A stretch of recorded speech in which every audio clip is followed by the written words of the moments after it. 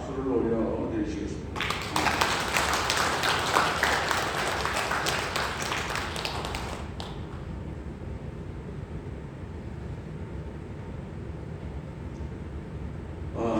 지난 며칠 전에 그 유명한 그 핸델이 작곡한 메시아 연주회를 가서 감상을 했는데, 그 메시아 연주회의 그 가운데 예수님이 누구시냐?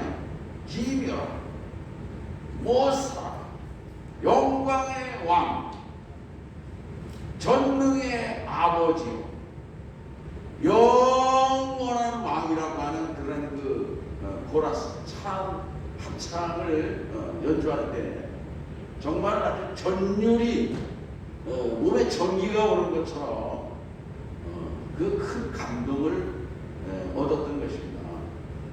제가 그래서 그 감동을 목회 소신으로 이렇게 보내드리기도 했는데, 오늘 예수님이 누구시냐? 예수님이 왕이십니다. 누가 왕이시라고요? 예수님이 왕인 거예요. 예수님이 만왕의 왕이시고 진정한 왕이신 것입니다. 이 세상에 통치자들과 권력자들이 많이 있죠. 뭐 별의별 권력자들이 다 있습니다. 온갖 정말 다양한 권력자들이 있는데, 이 땅의 권력자들이 중요한 게 아니에요. 우리 예수 그리스도야말로 만왕의 왕이시고 진정한 왕이시고, 오늘 금생과 내생의 모든 권리를 그 양손에 권력을 가지고 계시는 분이 예수 그리스도이시다, 그런 얘기예요. 아멘. 오늘 우리가 요한복음 12장을 읽었는데, 이 12장은 11장의 나사로를 예수님께서 살리신 그런 나사로 사건과 연관되어져 있는 그런 말씀인 것입니다. 예수님께서 나사로를 살리셨는데, 예수님이 나사로를 살리신 이적은 예수님이 전에 행하셨던 수많은 이적들 중에서도 가장 크라이막스에 해당되는 이적이다. 예수님이 장님의 눈을 뜨기도 하고, 안지뱅이를 일으키기도 하고, 파도를 잠잠하게 하기도 하고, 또 회당장 야이로의 딸도 살리고 나인성 과부의 아들도 살렸지만은 5,000명을 먹이기도 하고, 그렇지만은 그 모든 이적보다도 더 값지고 중요한 이적이 나사로를 살리시는, 그래 예수님이 행하신 이적 중에 가장 그 클라이막스 정점에 있는 그 이적이 나사로 사건이다, 그렇게 볼 수가 있는 것입니다. 다른 죽은 자들을 살린 거는 그냥 잠깐 있다가, 그러나 이 나사로는 죽어가지고 썩어가지고 송장이 돼가지고 나흘이나 지나가지고 장례가 치러서 다 무덤 다 끝났어요. 장례도 다 끝났어요. 그런 나사로를 살리셨다, 그런 얘기예요. 아멘. 그런데 예수님이 이 나사로를 살리신 사건이 저 예루살렘 밖에 변방 갈릴리 저 북쪽에 그저 별볼일 없는 사람들이 살고 무식한 사람들이 사는 동네에서 이 사건이 일어난 게 아니라, 베들레헴에서 오리밖에 안 되는 베다니에서 예수님이 나사로를 살리시는 일이 일어난 것입니다. 그러니까 이게 예루살렘이 이게 얼마나 중요한 도시입니까? 그러니까 이게 소문이 예루살렘에까지 다 퍼진 것입니다. 예수님이 그렇지 않아도 5,000명을 먹였다는 소문이 전국에 싹 퍼져가지고 많은 사람들이 예수님을, 그 이스라엘 사람들이 메시아 대망 사상이 있거든요. 메시아를 기다리는 대망 사상이 있어요. 그게 메시아인가다, 예수님이 정말 우리가 기다리는 그런 그분이신가 보다 해가지고 사람들이 예수님을 믿게 되는 것입니다. 예수님을 메시아로 기대하고 믿고 따르고 수많은 사람들이 추종하고 있는데, 그거를 지켜보고 있는 그 유대 나라의 지도자들이 당황하는 거예요. 당황하는 거예요.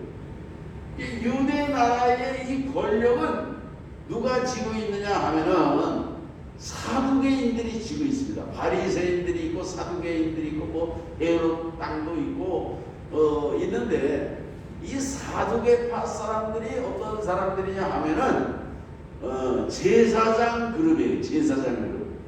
제사장 그룹으로서 그 사내들인 공회의 과반수를 차지하고 있는 집권 세력인 것입니다. 집권 세력.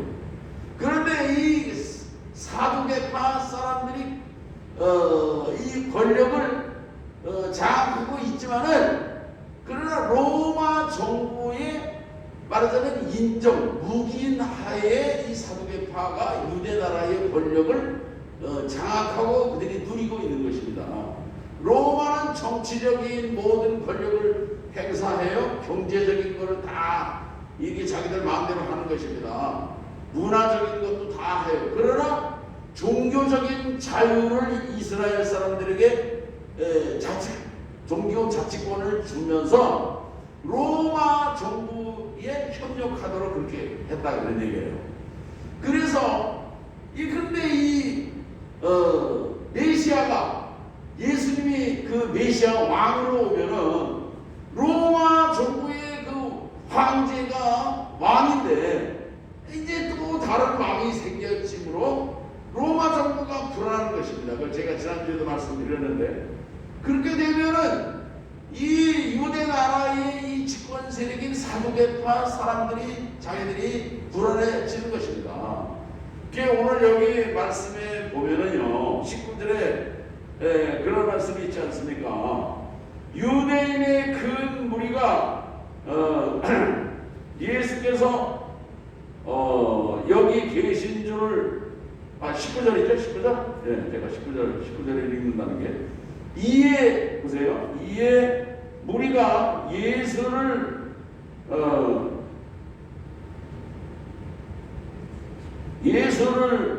바리새인들이 서로 말하되, 볼지어다 너희 하는 일이 쓸데없다. 보라, 온 세상이 그를 따르는도다. 이게 바리새인들이 서로 말하되, 볼지어다 너희 하는 일이, 여기서 말하는 너희 하는 일이 쓸데없다 하는데, 너희가 누구냐면 사두개파 사람들인 거예요. 이 바리새파 사람들과 사두개파 사람들은 서로 늘 경쟁합니다. 늘 경쟁하고 대립하고 이제 그러는 사람들이거든요. 그런데 너희 하는 일이 쓸데없다 하는 얘기는 뭐냐면은 이 그 사두개파 사람들은 부활이 없다고 주장하는 사람들이에요. 부활이 없다. 부활은 없다. 죽으면 끝이야. 그러나 바리새파 사람들은 부활을 인정하는 것입니다. 그런데 지금 나사로가 죽었다가 부활했거든요. 그러니까 이 사두개파 사람들이, 이 사람들이 집권 세력이란 말이에요. 사두개파 사람들의 교리, 부활이 없다고 하는 교리가 나사로가 부활함으로 말미암아 그 교리가 잘못됐다고 하는 것이 증거된 것입니다. 아멘. 아멘. 그래서 너희 하는 일이 쓸데없다. 너희가 그렇게 얘기하고 국민들을 선동해봤자 소용이 없다. 그런 얘기예요. 보라, 온 세상이 그를 따르는도다. 온 세상이 예수님을 믿고 예수님을 따라간다. 그런 얘기예요. 아멘. 그렇게 하니까 이 사도계파, 이 집권 세력, 이 사람들이 예수님을 죽여야 되겠다. 예수님을 죽이지 않으면은 자기들의 권력도 잃게 되는 것이고, 명예도 잃게 되는 것이고, 위신은 땅에 지금 추락해 있는 것이고, 예수님을 죽이겠다고 생각하는 것입니다. 근데 예수님만 죽이는 것이 아니라 나사로도 죽이겠다고 생각하는 거예요. 나사로도. 아멘. 예. 왜 그러냐면은 나사로는 예수님이 살리신 그런 사람이란 말이죠. 이 나사로가 버젓이 살아있는 한에는 그 부활을 예수님이 살렸다는 것을 증거할 테니까 예수님도 죽이고 나사로도 죽이겠다고 생각하는 것이에요. 그러니까 이 사두개파 사람들이 얼마나 악독한 사람들이냐 그런 얘기예요. 아멘. 너희들 하는 것이 소용이 없다.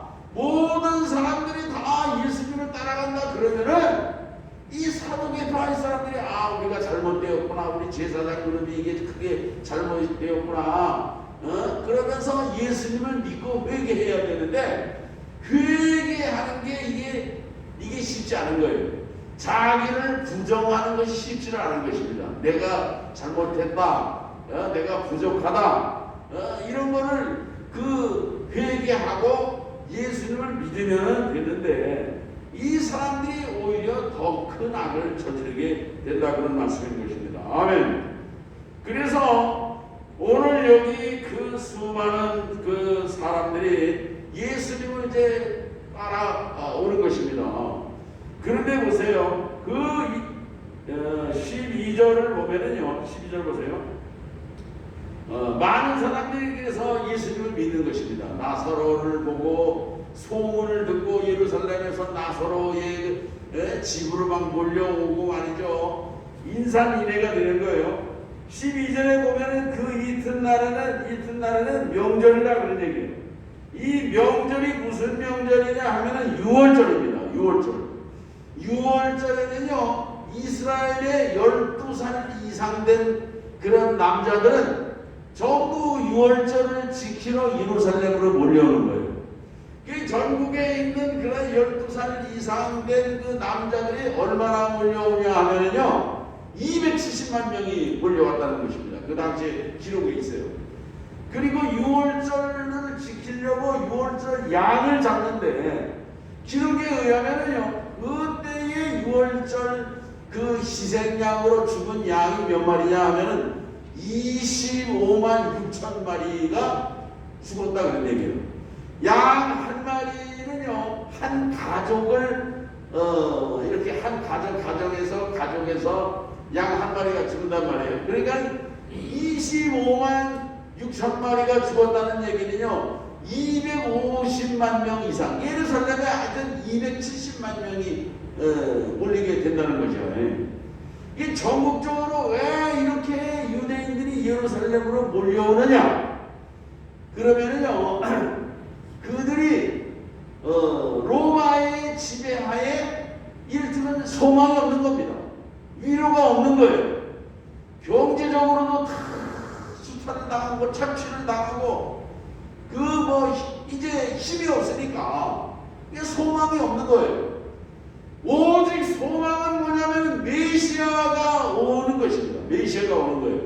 그리고 하나님이 메시아를 보내주시기를 기다리면서 하나님 앞에 예배하는 것이 그들에게 유일한 위로였다 그런 얘기예요. 아멘. 오늘 우리 성도들께서도 예배를 통해서 하늘의 위로가 있으시기를 주의 이름으로 축원합니다. 예배는요, 어떤 사람들이 잘 나오느냐 하면은요, 그저 배부르고 등 따뜻하고 걱정이 없고 그런 사람들은요, 예배의 필요성을 잘 몰라요. 그러나 살기가 힘들고 가난하고 그저 병도 있고 그런 사람들은요, 예배를 통해서 하늘의 위로를 소망하는 것입니다. 아멘. 미국 교회도 보면은요, 미국의 주류는 백인 아닙니까? 이 백인들은요, 백인 교회는요, 예배 시간 5분 전에 사람들이 온다는 거예요. 5분 전에. 그리고 예배를 딱 끝나면은요, 5분만 있으면 벌써 다 가버리고 온대요. 백인 교회요. 근데 흑인 교회는 어떻게 하냐면요, 예배 시간 1시간 전부터 사람들이 와가지고 서로 차도 마시고 얘기도 하고 교제도 하고 그런다는 거예요. 그리고 예배를 끝나고도요, 바로 안 간대요. 흑인들은요. 얘기도 하고 그냥 말이지 1시간 이상 머물다가 간다는 것입니다. 이 백인 교회가 흑인 교회가 그렇게 차별이 있다는 거예요. 오늘 이스라엘 사람들도 그 예루살렘의 유월절을 지키고, 유월절을 일주일간 지키거든요. 일주일간. 그 유월절을 일주일간 지키는데 그게 뭐냐면요, 다 말씀을 배우고 기도하는, 오늘날로 쉽게 얘기하면은 부흥회와 같은 것입니다. 부흥회. 아멘. 말씀 부흥회 그저 만나서 서로 위로하고 격려하고 사랑을 나누고, 그 정말 힘을 얻는 그런 유월절 축제, 유월절 잔치가 이를테면은 그 이튿날이다 그런 얘기예요. 그러니까는 그 유월절을 지키려고, 일주일을 지키려고 수많은 사람들이 전국에서 몰려왔어요. 전국에서 몰려오는데 그 예수님의 소문이 지금 전국에 퍼졌어요. 예, 이거 전국에 퍼졌어요. 그래가지고 예수님이 지금 여기 이제 예루살렘으로 예수님도 들어가십니다. 들어가시는데 보세요. 대간이로다가 예루살렘에서 예수님을 보려고 오는 사람들, 무리들이 몰려오는 것입니다. 그리고 이 죽었던 나사로도 한번 확인을 해야 되겠다 해서 찾아오는 무리들도 있고, 또 시골에서 올라오는 예루살렘을 향해서 올라오는 무리들도 있고, 그런 사람들이 몰려온다 그런 얘기예요. 그러니까 예수님이 그 유월절에 십자가를 지시고 죽으시는 그 당시에 이를테면 이렇게 수많은 사람들이 그 정말 모여있는 그런 가운데서 예수님이 십자가를 지시고 죽으시는 것을 우리들이 상상할 수가 있다, 그런 말씀인 것입니다. 아멘. 그래서 그 예수님이 이제 오신다는 것을 듣고 예수께서 12절입니다. 이튿날 명절에 온 무리가 예수께서 예루살렘으로 오신다는 것을 듣고, 예수님을 이 유대인들은 메시아로 생각하는 것입니다. 오신다는 것을 듣고 종려나무 가지를 가지고 맞으러 나가, 종려나무를 깎아서 손에다 들고 호산나 찬송하리로다. 주의 이름으로 오시는 이 곧 이스라엘의 왕이시여 하더라. 아멘.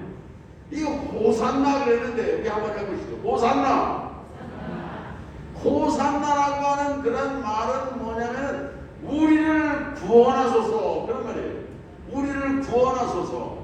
예, 호산나라고 하는 뜻이 우리를 구원해달라는 거예요. 우리를 로마에서부터 구원해달라. 오늘 우리 정말 이스라엘 민족을 구원해달라. 이렇게 그 예수님을 향해서 환영을 했다 그런 말씀인 것입니다. 예수님이 나귀를 타셨어요. 한 어린 나귀를 보고 타셨다 그랬는데, 이 나귀는 뭐냐면은 겸손과 그 정결, 순결을 상징하는 진성이 나귀인 것입니다. 왕이신 예수님, 만왕의 왕 되시는 예수님께서 이 나귀를 타신 것은요, 겸손한 왕이신 것을 말씀합니다. 정결하고 흠이 없는 그런 왕이 예수님인 것을 말씀하고 있는 것입니다.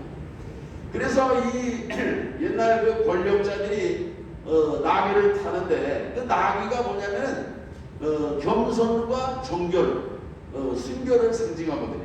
이 지도자는 겸손해야 된다고 하는 거예요. 그리고 지도자는 정결해야, 깨끗해야 돼요. 주변이 깨끗해야 되고, 자기의 모든 그런 인척관계도 깨끗해야 되고, 피해가 없어야 돼요. 그게 지도자의 덕목이다. 그런 상징적인 그런 그 의미가 있는 것입니다. 그래서 이 권력자들이 나귀를 타는 거예요. 예수님께서 나귀를 타셨어요. 왕이신 예수님이 나귀를 타고 오시는데, 이미 그 700년 전에 스가랴 선지자가 여기 15절에 있지 않습니까? 시온 딸아 두려워하지 말라. 보라 너희 왕이 나귀 새끼를 타고 오신다 한것 같더라. 그러니까 이 스가랴 선지자가 예수님이 오실 때에 그 나귀를 타고 예루살렘에 입성하실 것을 이미 예언했던 것입니다. 그 예언 그대로 왕 되신 예루살렘에 입성하시는 그런 감격적인 장면이 오늘 여기 있는 거예요. 그런데 이 만왕의 왕이시고 그 나귀를 타신 예수님이 진정한 왕인 것을 제자들은 몰랐어요. 그런데 언제 알았느냐? 16절에 처음에 이 일을 깨닫지 못하였다. 그러니까 예수님이 나귀를 타고 사람들의 그 종려나무 가지를 흔들고 호산나 호산나 찬송하리로다 하면서 이렇게 환영하고 겉옷을 벗어서 이렇게 깔고 이렇게 환영하고 그럴 때 자기들은 몰랐다 그런 얘기예요. 몰랐는데 영광을 얻으신 후에야 이것이 예수께 대하여 기록된 것임과 사람들이 예수께 이같이 한 것임이 생각났더라. 그러니까 영광을 받으신 후에야 했는데 영광이 무엇입니까?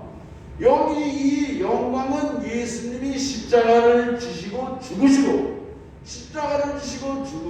부활하시는 것, 그거를 오늘 여기 성경은 영광으로 말씀하고 있는 것입니다. 아멘. 예수님이 십자가를 지시고 죽으신 것이 예수님의 영광이고, 그 영광은 우리 교회의 영광이고, 그 십자가와 부활이 오늘 우리 성도들의 영광임을 믿으시기 바랍니다. 오늘 우리가 복음을 전한다고 할 때에 이 복음이 진리 아닙니까? 진리가 무엇입니까? 진리는요, 예수님의 십자가와 부활이 진리인 것입니다. 예수님의 십자가와 부활이 복음이에요. 오늘 우리 성도들께서 복음을 전하신다고 하면은 예수님이 당신의 죄를 위해서 십자가에 죽으셨어요. 우리를 위해서 피 흘려 죽으셨어요. 그 죽으신 예수님이 죽음으로 끝나는 것이 아니라 다시 살아나셔서 죽음을 정복하신 사망 권세를 이기신 그러한 왕이십니다 하는 것을 증거할 때에 오늘 우리들이 복음의 증인이 되는 것입니다. 아멘. 우리가 분명한 복음을 전해야 돼. 예수 믿으면 복을 받는다, 예수 믿으면 병 낫는다, 이거를 다 그저 사람들에게 관심을 사려고 하는 얘기지. 그러나 진정한 복음은요, 예수님의 피 묻은 그러한 그 십자가의 복음을 증거하는 것이 진정한 복음인 것입니다. 아멘. 제자들은 그거를 몰랐어요. 제자들은 그걸 몰랐어요. 그러나 나중에 예수님이 십자가를 지시고 죽으시고 부활하신 다음에 그들이 알게 되었다 그런 얘기예요. 오늘 우리들은요 이런 말씀 속에서 한 두 가지의 교훈을 얻을 수가 있는데, 이 나사로를 살리셨다 그런 얘기예요. 죽은 나사로를 살리셨어요. 이 죽은 나사로를 살리신 것은 뭐냐면은 예수님께서 생명의 주인인 것을 오늘 우리에게 깨닫게 하시는 말씀인 것입니다. 아멘. 예수님은 생명의 주인이다 그런 얘기예요. 죽어도 살리는 능력이 예수님에게 있는 것입니다. 사람들은요 죽인다 그러면은 벌벌 떨어요. 그러나 예수님은 그 죽음을 위협하는 그러한 그 당시 그 포악자들을 향해서도 죽음을 두려워하지 않고, 예루살렘에 입성하시면은 이제 갈보리 언덕에 가서 결국은 십자가를 지시거든요. 빌라도의 재판에서 사형 선고를 받으시고, 예수님을 이렇게 영접하고 환영하던 군중들은요 금방 돌변하는 것입니다. 못 박아라, 십자가에 못 박아라 이러면서 그 군중들이 돌변해요. 군중들은 이렇게 놀랍게 돌변하고 표현하는 것입니다. 이 군중들은 믿을 수가 없는 거예요. 오늘 그래서 예수님이 이 나사로를 살리신 것은 그 사망 권세를 이기시는 그런 진정한 왕이신, 왕권을 가지신 분임을 알게 해준다 그런 말씀이에요. 그리고 이 왕권은 영광을 얻은 다음에, 받으신 다음에야 비로소 알게 되었다고 하는데, 제자들도 몰랐어요. 그러나 제자들이 몰랐지만 예수님이 십자가를 지시고 죽으시고 부활하신 다음에, 그 다음에 예수님이 부활하신 다음에 제자들이 비로소 달라진 것입니다. 도마도 달라졌고 베드로도 달라졌고 예수님의 제자들이 그래서 모두가 다 죽음을 두려워하지 않고 예수님처럼 십자가에서 여러 가지 그런 그 방법으로 순교하고 승리하는 그런 지혜의 종들이 된 줄로 믿는 것입니다. 아멘. 나중에 이제 그 요한복음 18장에 보면은 그 빌라도 앞에서 재판 예수님이 받으시게 되는 장면이 나옵니다. 그래서 이 빌라도가 예수님을 신문하면서 뭐라고 신문하냐면 네가 왕이냐? 네가 유대인의 왕이냐? 예수님이 뭐라고 답변하시는지 아십니까? 예수께서 대답하시되 내 나라는 이 세상에 속한 것이 아니라 만일 내 나라가 세상에 속한 것이었다면 내 종들이 싸워 나로 유대인들에게 넘기우지 않게 하였으리라. 이제 내 나라는 여기에 속한 것이 아니니라. 빌라도가 가로되 그러면 네가 왕이냐? 예수께서 대답하시되 네 말과 같이 내가 왕이니라. 아멘. 내가 이를 위하여 왔으며 이를 위하여 세상에 왔나니 곧 진리에 대하여 증거하려 함이로라. 무릇 진리에 속한 자는 내 소리를 듣느니라. 아멘. 예수님은 왕이십니다. 예수님은 단순히 그냥 먹을 것이나 줘서 그저 오병이어내 줘서 그저 배불르게 하시는 그런 왕이 아니에요.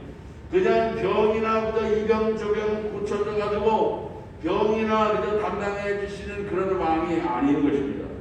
예수님은 유대 한 나라의 그런 그 정치된 왕이 아니라 만왕의 왕이십니다.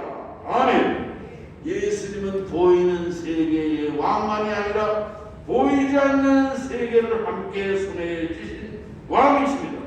금생과 내생의 모든 권력이 동시에 예수님의 손안에 있음을 믿고 고백하시는 우리 성도들 되시기를 바라는 것입니다. 아멘. 오늘 우리가 예수를 믿는다고 할 때에 예수를 믿는 것이 무엇입니까?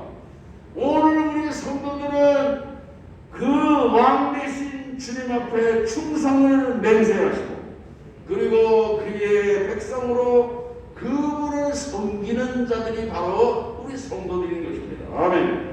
오늘 우리들에게 이러한 그 섬김과 정말 주님 앞에서의 충성과 헌신을 새롭게 결단하시는 복된 시간이 되시기를 축원합니다. 하나님 아버지 감사합니다. 만왕의 왕으로 이제 오신 예수님을 이제 오늘 우리의 구세주로 우리들이 고백을 하면서 오늘 우리의 삶의 자리에서 오늘 우리 죄악의 자리에서 인생의 고난에서 모든 것으로부터 오늘 우리를 구원하여 주시고 오늘 우리 삶 가운데 왕 되신 주님 앞에 충성을 맹세하며 헌신과 섬김을 다짐하는 복된 성도들로 살게 하여 주시옵소서. 예수님의 이름으로 기도합니다.